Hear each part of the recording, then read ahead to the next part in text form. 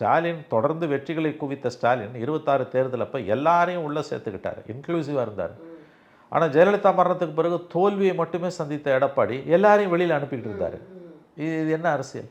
இது எப்படி நீங்கள் நியாயப்படுத்துவீங்க? அப்போ அதிமுக ஒற்றுமையாக இருந்தாலும் அவர்களுக்கு பழைய பொற்காலம் கிடைக்குமா, அல்லது இதற்கு எடப்பாடி மட்டுமா காரணமா என்றது தான் நியாயமான கேள்வி. எக்ஸிஸ்டென்ஷியல் கிரைசிஸில் அந்த பார்ட்டி இருக்கிறது என்பதும் உண்மை. மேபி எடப்பாடி கொஞ்சம் புத்திசாலியாக இருந்திருந்தால் இந்த சரிவை தள்ளி போட்டிருக்கலாம்.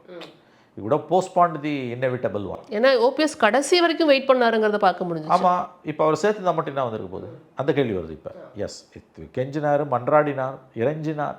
அதுவும் ஒரு ப்ரெஸ் மீட்டில் வந்து ஆர்வி அண்ணன் எடப்பாடினார். கடைசியில் திமுகவில் போய் சேர்ந்து அவர் எம்எல்ஏ ஆகிட்டார். இல்லை, இப்படி உட்கட்சியிலேயே பிரச்சனை வரப்போ மக்கள் மத்தியில் அந்த கட்சியின் மேலே ஒரு நம்பிக்கை தன்மை இல்லாமல் போகுது இல்லையா? அப்சல்யூட்லி. நம்பிக்கைத்தன்மை குறைஞ்சிருக்குது. கட்சி வந்து கீழே போயிட்டு இருக்குது. அடுத்த 5 ஆண்டுகள் அதிகாரம் இல்லாமல் இருப்பார்களே ஆனால் கட்சி இன்னமும் இதைவிட மோசமான கண்டிஷனில் சிதிலமடைந்து போகும்.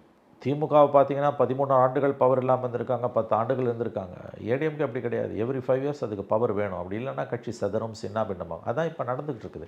ஆனால் இதுக்கு எடப்பாடி மட்டும் காரணமாக, ஜெயலலிதா மரணத்துக்கு பிறகு அந்த கட்சி தன்னுடைய வசீகர தலைமையை இழந்ததால் எடப்பாடியால் இன்றைக்கி நடந்தது நாளைக்கு எடப்பாடி இல்லைன்னா கொஞ்சம் காலம் கழிச்சு நடக்கும்ன்ற ஒரு கருத்தும் நிலவுது. அது எது சரின்றதை நம்மளால் முடிவு கட்ட முடியல. எப்படி பார்த்தாலும் அதிமுகவோட வாக்கு வங்கி ஒரு குறிப்பிடத்தக்க அளவு தவகவிடம் போய்விட்டது, போய்கொண்டு